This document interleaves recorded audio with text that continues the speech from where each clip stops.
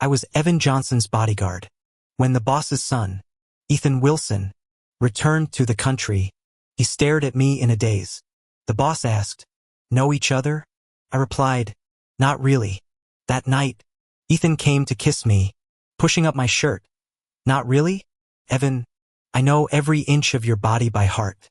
I leaned against the wall with a cigarette dangling from my lips, letting him press against me. 5 years had made him taller and more muscular. The little bastard kept exploring lower after groping my waist. Things were getting dangerous. I narrowed my eyes and grabbed his wrist. "Enough." Ethan pressed his palm against my groin, resting his forehead on my shoulder with a laugh. "Your body says you missed me terribly." That familiar, cocky assurance. I'd spoiled him rotten myself. Pushing him away, I calmly fastened my belt. Anyone touching me like that would get the same reaction. Gripping his chin, I examined that face, still devastatingly beautiful enough to ruin me. But I'd learned my lesson. "Honestly, Ethan," I smirked, patting his cheek, "you're not that special anymore. Once bitten, twice shy." Ethan was my snake. We'd met when he was 18, pristine in his white shirt amid the bar band's chaos. Fresh out of prison, I worked security, breaking up 7 fights nightly over this drummer boy who tossed jewelry to start riots. When drunkards cornered him after his usual teasing, I intervened.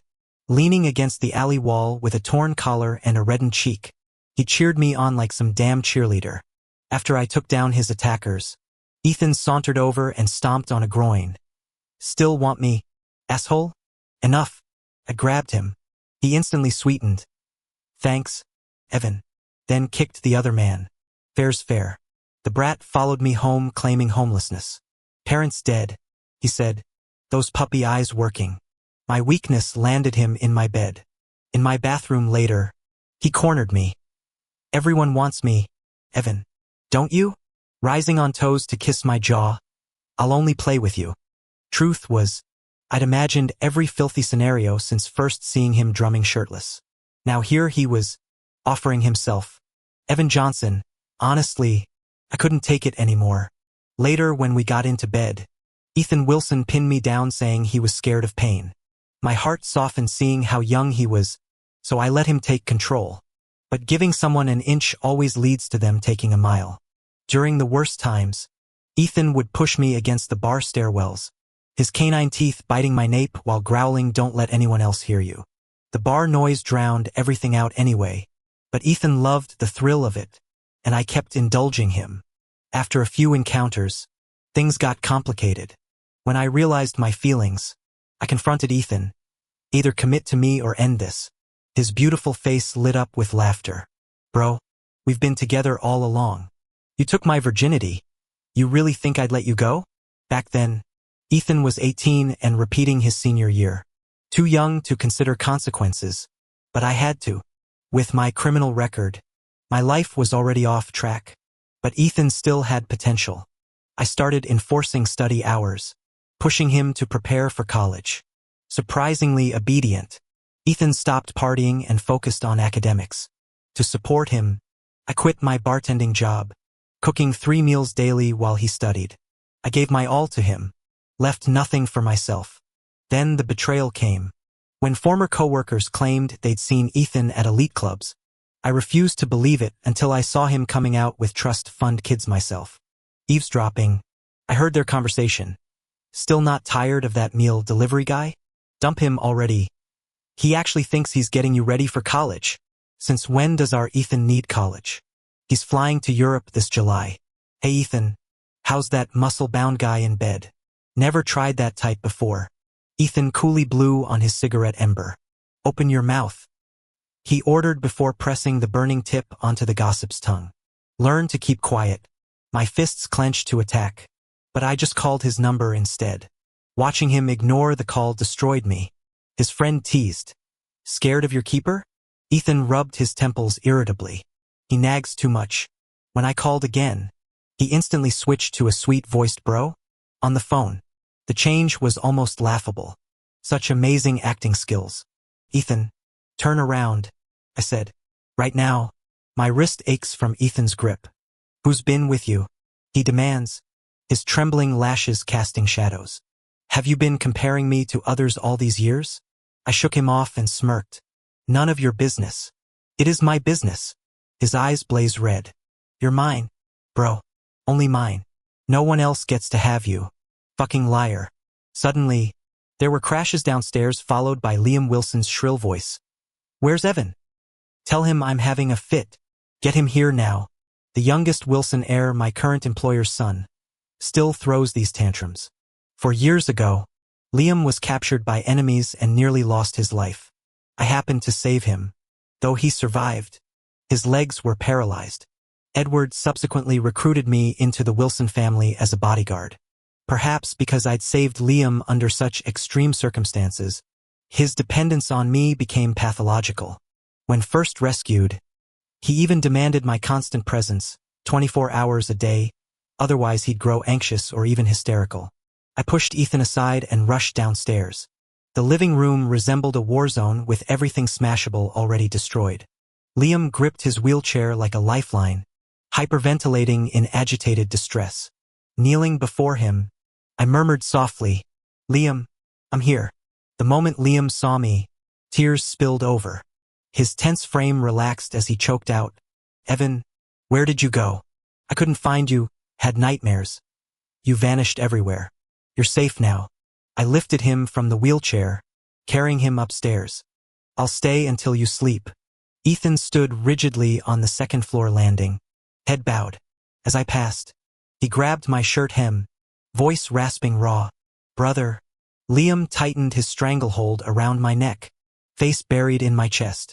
I shook off Ethan's grip and continued upward. Before drifting to sleep, Liam clutched my hand desperately.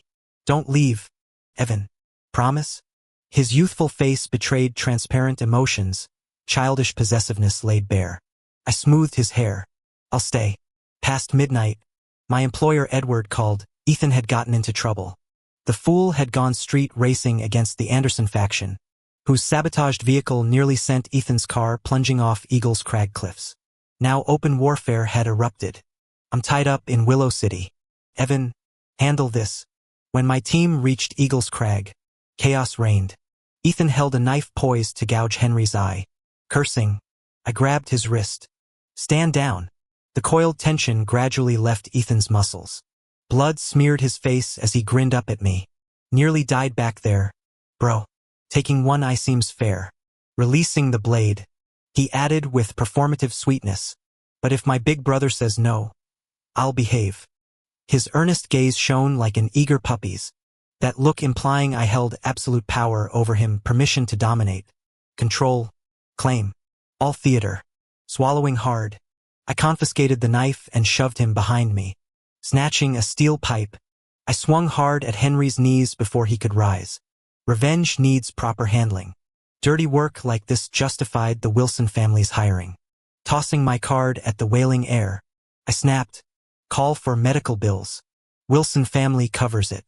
Dragging Ethan to the car, I barely entered the driver's seat before he pounced. Feral kisses and groping hands rumpled my clothes. When I resisted, he pinned my arms with startling strength. 5 years ago, the scrawny teen couldn't have restrained me. Now we were evenly matched. Between messy kisses, he babbled incoherent declarations, the act perfected through adolescence into manhood. I knew it. Ethan wouldn't abandon me. You still love me. You're mine. From lips to jawline, then neck. His kisses burned painful yet exhilarating. As he said, we knew each other's bodies too well. Fuck. If this continued, I'd be at his mercy again. When his mouth reached my abdomen, I yanked his hair and punched him. Get off. Ethan licked his crimson lips, guiding my hand downward. Touch me, Evan. Feel how much I've missed you. His teeth clenched. I'm about to explode. I shoved him away by the throat. Stop playing lover boy. You walked away first, Ethan. Back then, my indulgence toward him had been outrageous. Even now, the memory mocks me. That night when Ethan saw me, his face blanched. Watching his panic, I threw my phone at him. I'm done, Ethan. Get lost. As I walked away, my heart tore open. He chased me, crushing me in a desperate embrace. hot tears scalding my neck. You heard everything, didn't you? Those weren't my true words. I'll behave, Evan. Promise. Trembling, he showered my neck with frantic kisses. Don't discard me. The audacity to cry and cling. I should have been the one weeping. Pushing him away, I said, stop toying with me, Ethan. I'm 28, I want forever. I can't do games. I'd loved him fiercely then. Even knowing he was a liar, I couldn't kneel for his boots. I'm a goddamn human being. But Ethan never relented. He played the stray dog, camping at my doorstep, drank spiked liquor deliberately, let himself get taken before my eyes, watched me rage and rescue him, then kissed me laughing. If you hadn't come, I'd have killed them and turned myself in. Shaking with fury, I demanded, do you really want to self-destruct? His feverish lips trailed my ear. Leave me, and I'll rot. Walk away now if you dare. Couldn't bear seeing him with others. Ethan was opium, addictive and ruinous. I knew his lies, yet plunged deeper, like demonic possession. At 18, Ethan pinned me against the door, kissed my abdomen, knelt clutching my waist like a devoted worshiper. I'll never leave, Evan. Forgive me? My fingers twisted in his hair. Fuck it, I could never let go. I patched my heart's wound, bargaining, one last chance. Then, at my weakest, Ethan vanished. No explanation. No goodbye. His vows proved worthless as flatulence. He'll never change. Never. I didn't mean to. Back then, Ethan Wilson urgently tried to explain. I cut him off. I don't want to hear it. It didn't matter anymore. When I'd wanted his explanations, he'd withheld them. Now, I no longer cared. Straightening my clothes, I asked, I just want to know, did you realize that Rayscar was sabotaged before you accepted the challenge? Ethan laughed bitterly, answering without shame, I knew. He'd knowingly risked his life as bait to manipulate me. This was his specialty. Dangling himself over metaphorical cliffs to watch me panic, deriving satisfaction from my desperate attempts to save him. While I agonized, he'd revel in his triumph. How exhilarating it must feel to jerk my emotions around like a dog on a leash. 5 years, I said, tilting my head. And you're still recycling this tired act? Not bored yet? What are you trying to prove, Ethan? That I still carry a torch for you? My voice hardened. Let me be clear, if not for Edward's orders, I wouldn't have glanced at you tonight. You stopped mattering long ago. If you want to die, do it somewhere far away, don't drag me into your mess. The smirk melted from Ethan's face. If I don't matter, then who does? Liam? His eyes burned crimson, words tumbling out raw and jagged. What's so special about him? He's not even whole, that pathetic cripple. Does he satisfy you? Can you even look at his twisted body without revulsion? Or is it just his tender age that... Enough! My palm cracked across his face, trembling with fury. Liam's your brother. Disrespect me all you want, but don't you dare degrade him. Ethan's head snapped sideways, dark hair falling across his eyes. He remained motionless for a long time before wiping blood from his lip. Liam's no brother of mine. When he finally looked up, his obsidian eyes held unnatural calm. Did you give him your heart, Evan? My things, how dare you pass them to him? He's unworthy. I'll prove it. Only I deserve you. The Wilson family mansion materialized through the 4A. Darkness, his parlor lights blazing. Liam Wilson sat frozen before the television, jerking around at our entrance. Evan, you're back. His gaze flickered nervously to Ethan trailing behind me. Brother. Ethan didn't acknowledge him. Kneeling before Liam's wheelchair, I softened my tone. Why are you awake so early? I woke alone, he murmured, lashes fluttering down. Couldn't sleep after. His fingers suddenly brushed my lips. Evan, your mouth swollen. The cool touch against tender flesh made me stiffen. My doing. Ethan loomed over us, roughly pushing Liam's hand away. Look closer, you'll find his tongue's bruised too. Liam Wilson pursed his lips, his pale face fixed intensely on Ethan. Stop joking. You're both men, how could... I drew a sharp breath, fingers twitching with the urge to slam Ethan's skull against the wall. Reaching toward Liam's wheelchair, I said, ignore his nonsense. Let me take you upstairs to rest. Before my hand could touch the chair, Ethan kicked it aside. He shouldered past me, hoisting Liam like a sack of grain. I'll handle putting him to bed. His smirk held knives as he added, "You look exhausted. Evan, get some sleep." "Evan." Liam's desperate cry followed them upstairs. I remained rooted, watching Ethan carry him away. Liam needed to break this dependency. I was ultimately an outsider here. Edward Wilson had made that clear last month when he'd said, "You can't coddle him forever. Some battles he must fight alone." For 12 months, I'd deliberately distanced myself. Last night's incident resulted from Liam's emotional spiral after Edward began transferring power to Ethan. Keep Ethan in check, Edward had told me. His methods concern me. Concern was an understatement. Ethan operated with suicidal recklessness. While our organization now wore corporate suits, our world remained steeped in old rivalries. 3 hospitalizations in 6 months, the last involving a switchblade through his abdomen, testified to Ethan's death wish. After that stabbing, I chain-smoked half a pack outside his hospital room before confronting him. "For Christ's sake, value your life." Ethan, pale as his sheets, had grinned wolfishly. "Kiss me, Evan. Do that and I'll behave." Empty promises. A kiss for compliance. Another for abandoning bar fights. Always lies. I'd stared down at his bandaged torso. Stop this pathetic act. The following half-year stretched longer than 3 wartime years. Constant damage control kept me field operating. Rarely at Wilson Manor. During Edward's birthday gala, I hid in the courtyard smoking when Liam's voice drifted from above. "Evan, think you could catch me?" My cigarette nearly fell down my windpipe. Liam perched precariously on a second-floor windowsill. "Don't move," I barked, taking stairs 2 at a time. Sweat soaked my collar as I hauled him to safety. Before I could reprimand him, Liam's arms constricted around my waist like steel vines. 142 days. His tear-hot face pressed against my sternum. "You haven't visited in 142 days. Throat tight." I lied. Work kept me. Work and deliberate avoidance. If I could walk.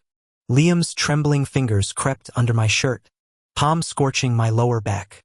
"I chase you like Ethan does. Make you notice me." Alarm bells rang as unnatural heat flooded my veins. The cloying floral scent, incense laced with aphrodisiacs. My muscles turned to wet cement as Liam's tear-streaked face nuzzled my abdomen. "Please," he begged between feather-light kisses. "Let me love you." The door exploded inward before I could react. Ethan moved like a thunderbolt, yanking me behind him, his fist already arcing toward Liam's jaw. He lifted the person from the wheelchair and threw them to the ground, raising his leg to kick. I urgently shouted, "Ethan Wilson," and grabbed his arm forcefully. Ethan froze mid-motion, the kick never landing. His back remained turned as he said hoarsely, "Brother, could you stop defending him in front of me?" When he tilted his head, the corners of his eyes burned crimson. "I won't hit him anymore." His voice cracked. "Just don't play the hero for others, okay?" I had no patience for his nonsense. Gritting through the feverish haze clawing at my nerves, I gripped his wrist and rasped, "Call the doctor. I need an injection." Ethan didn't respond. Instead, he threw me over his shoulder and started walking. Behind us, Liam Wilson screamed, "Stop, Evan Johnson. You can't leave with him." My remaining shred of clarity recognized Ethan's intentions. I enunciated each word, "Ethan Wilson. Get me." "Doctor. I am a doctor," he retorted coldly. By the time we reached his room, the fever had consumed me. When Ethan pressed his lips to mine, I flipped our positions, slamming him against the door. My fingers tangled in his hair as I devoured his mouth with desperate, bruising force. Ethan matched my frenzy like an addict, tearing at my clothes, branding my neck and collarbone with his teeth while muttering, "Brother, I've missed you so damn much." We were animals, each trying to consume the other whole. The bed went untouched. Clothes and shattered decor carpeted the floor from doorway to windowsill. Morning revealed Ethan's absence. I lit a cigarette at the window ledge when my phone buzzed. A message from Edward Wilson. "Come to the 3rd floor ancestral hall." The Wilson family ancestral hall enshrined a famous warrior statue. Inside, Ethan knelt rigidly before the statue. Edward sat nearby, a rattan cane resting at his side. Brawling with your own brother? Edward's voice cut like winter steel. Is this how a Wilson heir behaves? Brother? Ethan sneered. Need I remind you, my mother only bore one son. Edward's gaze remained lowered. Choose apology or punishment. When Edward extended the cane to me, I hesitated. Sir, last night. This wasn't Ethan's. Evan. Edward's calm tone brooked no argument. Proceed. Swallowing protests, I accepted the cane. No explanations mattered. Edward already knew everything. This wasn't about justice. It was theater. Chastising Ethan, shielding Liam, and reminding me of my place. 100 strikes. Ethan never bent, never made a sound. By the end, my shirt clung to me with more sweat than his. As Ethan staggered upright using my shoulder for support, he fixed Edward with a bloodied grin. Satisfied? Or should we keep going? Supporting Ethan Wilson out of the ancestral hall, he remained silent as if deep in thought. At the third-floor landing, he suddenly pressed me against the wall and whispered hoarsely in my ear, Evan, I'll buy you a whip. When I disobey, you can lash me.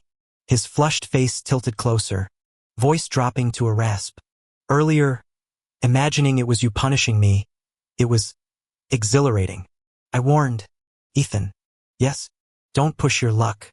After settling Ethan in his room, my phone buzzed again. Study. Clenching the device, I lingered in the hallway before entering. Not so distant now. Are we? Edward Wilson leaned against the balcony doors, crooking his finger. Come here. As I approached, the head of the Wilson family tilted his head, thumb brushing over the love bite on my neck. Practically chewed raw by that boy, he remarked flatly. Why Ethan but not Liam? The unspoken accusation hung heavy. Liam's drug, yet I'd slept with Ethan instead. Edward knew everything about last night's incident. It was an accident. Edward's refined features shared genetic echoes with his son's striking beauty. 2 decades younger, he might have rivaled Ethan's looks. Now approaching 50, his edges had softened into deceptive gentility, a velvet glove over steel.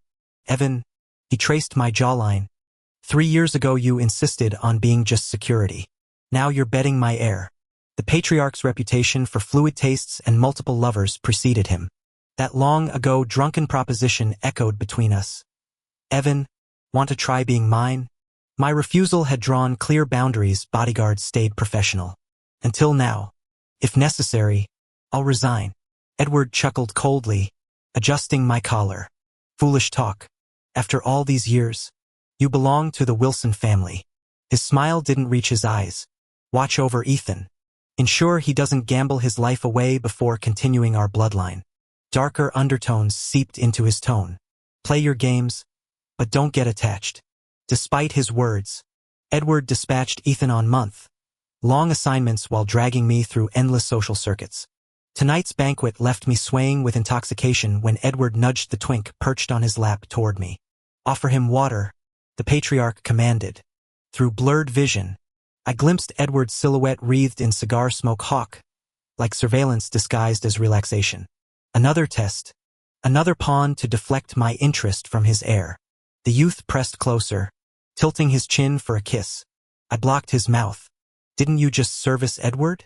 His eyes widened. Disgusted? Let's say, I wiped my mouth. I prefer fresh company. The boy stomped his foot and ran to Edward Wilson to complain. I thought lazily boring. Whether in physique or looks, he fell far short. Damn, Ethan Wilson had spoiled my standards. After blocking more drinks for Edward Wilson, I rushed to the bathroom to vomit. When I looked up from washing my face, Edward Wilson stood behind me offering a handkerchief. Through the mirror, I stared at his bony, knuckled hand but didn't take it. Edward Wilson stepped closer, gripping my chin as he lowered his gaze to wipe my face. I struggled slightly. Don't move, he said quietly. The cloth traced from my forehead to the tip of my nose. Henry Anderson said you found him dirty. Henry Anderson must be that boy earlier. I remained silent. Is it him you find dirty? Or me? Because he kissed me once? I evaded his question. Edward, you'll rub my face raw. He chuckled. tossing the handkerchief on the counter, pushing me against the sink. He gripped my neck while undoing my belt. I didn't resist. When Edward Wilson was determined to have me, even my combat skills meant nothing. Edward, do you know why Ethan worked like mad after returning? His hands kept moving, unzipping my pants. He wanted your approval. Wanted you to notice him. 5 years ago, you forced Ethan abroad but kept Liam. During Hangzhou's power reshuffle, it was too dangerous to protect both sons. You chose to groom Liam as heir, abandoning Ethan to survive alone. When Liam got captured and crippled, you had to recall Ethan. If not for Liam's disability, Ethan would never have returned, right? After 4 years in the Wilson family, I pieced together the rumors. Edward Wilson met my eyes in the mirror. Gaze icy. If I can see this, you think Ethan doesn't? I held his stare. He's foolish enough to believe achievements might earn your regard. At least make you acknowledge him as your son. Edward Wilson's eyebrow twitched. Even estranged fathers and sons share blood. I could sleep with you tonight, or anyone. You could use me as weapon to destroy Ethan. Not that you care about his life. His hand closed around my throat from behind. Evan, don't overestimate your importance. You're the one overestimating me. Edward. I pried his fingers loose. When you exiled Ethan, did he beg? Edward Wilson's eyes darkened momentarily. My chest constricted with needle, like pain, not intense but persistent. I wanted to punch my boss. Breaking free, I buttoned my pants. No wonder Ethan told me he was orphaned when we first met. What's the difference? My provocation earned me 3 months of grueling assignments across the country. Returning to Hangzhou deeply tanned, I received Edward Wilson's message upon landing. Tianyuan Residence 601. Retrieve Ethan. The private room chaos continued even after I entered. It took 2 scans to locate Ethan slouched on the couch, liquor bottle in hand, flanked by 2 boys feeding him drinks. When they tried to feed him, he drank. After forcing the liquor down, the boy began unbuttoning Ethan Wilson's shirt, leaning in as if to kiss him. Ethan Wilson lay motionless against the backrest. Adjusting my tie, I strode over. The boy pressed his entire body against Ethan, cradling his face while coaxing. Yes, I'm your brother. I'm right here. Do you want me, Mr. Wilson? I laughed bitterly. If you're his brother, then who am I? Seizing the boy's momentary confusion, I shoved him aside and knelt beside the couch, bracing one hand against the backrest as I patted Ethan's cheek. Edward sent me to get you. Will you come with me? Ethan's gaze wandered across my face before his hand rose to touch my cheek. Brother, he murmured, why did you abandon me? The drugs lacing the alcohol had clearly taken hold. Hoisting him up bridal style, carried him out. When I tried settling him into the car, Ethan suddenly grabbed my collar and yanked me down, our teeth clashing in a messy kiss. After a stunned moment, I cupped his head and kissed back fiercely. This reckless brat, parading his vulnerability for any opportunist. Might as well kiss him senseless. Ethan flipped us over, pressing me into the seat as he rained desperate kisses from my lips to my throat and lower. Tears streamed down his closed eyelids as he choked out my name, every tremor radiating anguish. He probably didn't even recognize me. Had I not intervened, he'd have slept with the first predator offering comfort tonight, weeping my name while letting strangers devour him. Could I blame him? Claim he never loved me? This was my greatest fear. Ethan Wilson's self-destructive streak knew no limits. He treated his own well-being with cavalier disregard. Left unsupervised, he'd happily let himself rot. Loving someone so volatile meant living in constant dread. One moment of inattention and he'd spiral into catastrophe. Ethan would never change. Finding his apartment too far, I checked us into a hotel. Come dawn, I washed up quietly. While retrieving my phone from the nightstand, Ethan yanked me onto the bed, his feverish body pinning me as he buried his face in my neck. Evan, he whispered hoarsely, did you sleep with Edward? My body turned to stone. Before I could respond, sharp teeth sank into my neck. I hissed in pain. Say you didn't. His tears soaked through my collar. Lie if you must. Just say it, and I'll force myself to forgive you.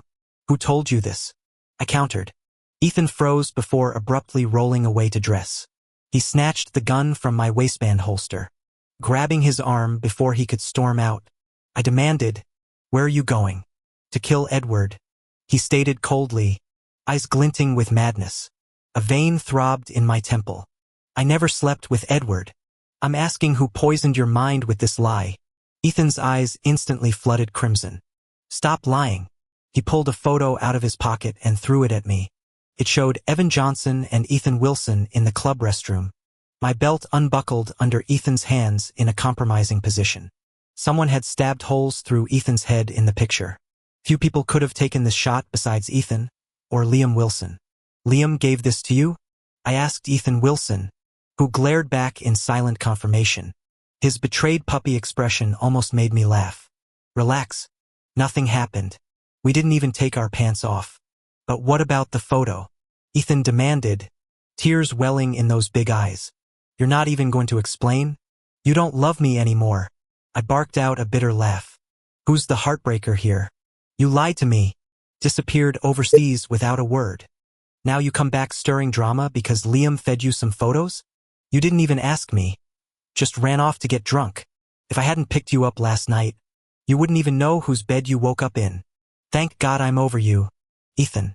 If I still loved you, you'd have shredded my heart for dog food." My throat tightened. Ethan scrambled to embrace me. "No, I wasn't really drunk. I saw you the moment you walked in. I pretended so you'd get jealous. I'm yours, Evan. I'd never let anyone else touch me. I'd know it was you even blindfolded. Damn it. This made me angrier. I punched him to the ground and kicked his ribs. "Funny, huh? You idiot." Returning to the Wilson family compound, I reported to Edward Wilson in his study. "Evan," the patriarch leaned back in his chair, "oversee the Willow City project." "Thank you, Edward." As I left, he added, "Better not return to the previous place." Passing the garden, Liam called from a second-floor windowsill. "Evan?" The pale young master smiled dangerously. "If I jumped, would you catch me?" I studied him. "No one catches falling men. Liam, your life's your own." The wind carried his apology as I walked away. Liam didn't love me, he just considered me his property. His belongings couldn't be shared, especially not with Ethan. Willow City's factories felt refreshingly small-scale after the previous place. As newly promoted general manager, I was shirtless hauling crates with workers when Ethan found me. "Edward sent you as executive, not laborer," he complained, critiquing every aspect of my office from desk to trinkets. I was completely exasperated. After splashing water on my face, I asked, "What exactly do you want from me?"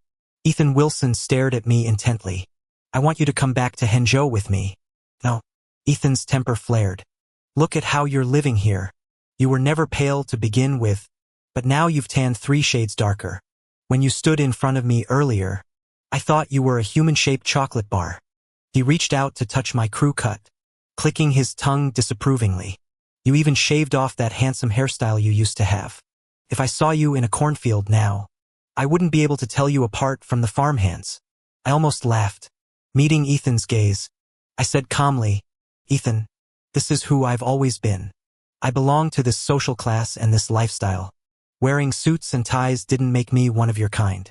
I'm actually fortunate. Becoming a general manager here puts me ahead of most people. My life here is comfortable, more than it ever was with the Wilson family. After spending half my life weathering storms, I just want peace and stability now. Hangzhou's too big for someone like me." Ethan stopped pacing. After a long silence, he murmured without meeting my eyes, "But I miss you terribly." I swallowed hard, turning my face away. "You should move on. Edward is still waiting for you to carry on the family line." Ethan looked up sharply, his gaze intense. "Evan," he said darkly, "sometimes I want to kiss that smart mouth of yours until it's bruised." He lunged forward, capturing my lips. "Carry on the family line? I'll make sure Edward's bloodline ends with me." I grabbed his hair to keep his mouth from descending again. "Weren't you just complaining about me looking like chocolate?" Ethan's hands went to my belt. "I happen to love chocolate. Let me taste it." Later, Ethan told me through clenched teeth how Edward had been waiting outside his mistress's delivery room when Ethan's mother was kidnapped by family enemies. By the time Edward went to rescue her, it was too late. The mutual hatred between father and son ran deep. Ethan clung to me desperately. No one ever loved me, Evan. No one cared or protected me except you. No one taught me how to value myself or love others properly. Before you, I didn't know how. His voice broke. I know I'm immature. I'm sorry. I needed to prove you'd keep loving me. His tears soaked through the pillowcase. I sighed, stroking his hair. Enough now. Crybaby. Go to sleep. The next morning, Edward summoned Ethan back to Hangzhou. I remained in Lucheng, living my leisurely life of tea, mahjong, and sunsets. Ethan visited whenever possible. When he came, I kept him company. When he left, I let him go without protest. During one departure, Ethan said quietly, "Feels like you don't love me as much as before." At 26, his eyes still burned with the same desperate intensity they had at 18. I knew what he wanted to hear, what I feared to say, afraid he'd squander it like everything else. I had nothing left to waste, yet still I answered honestly. Later, when Ethan dragged me to get married overseas despite Edward's protests, I overheard their late-night argument. Edward's furious voice carried through the phone. "Keep him as a lover if you must, but why legalize it? Since when do proper marriages lack certificates?" Ethan retorted. "He's a man, Dad. He's traditional. The paperwork gives him security." Ethan's voice softened. "This isn't about gender. I love him. I want him to feel safe. You wouldn't understand. You've never loved or been loved." Edward's enraged shouting made me smile in the moonlit quiet. The Wilson patriarch's meltdown was almost poetic. In the end, despite the outrage, Edward reluctantly accepted reality. Later, Edward Wilson called me and said, "Evan, you've got some nerve." In his entire life, Ethan has only bowed his head to me twice, both times because of you. If it weren't for protecting you, he would never have called me Dad again in this lifetime. I chuckled softly, squinting as I murmured, "I'm not that remarkable. Edward, you don't understand." Edward Wilson fell silent. Looking up, I saw Ethan tending to my two nearly dead potted plants on the balcony. I called out, "Ethan." He turned around. "I love you," I said. Ethan's eyes immediately lit up, just like when he was 18.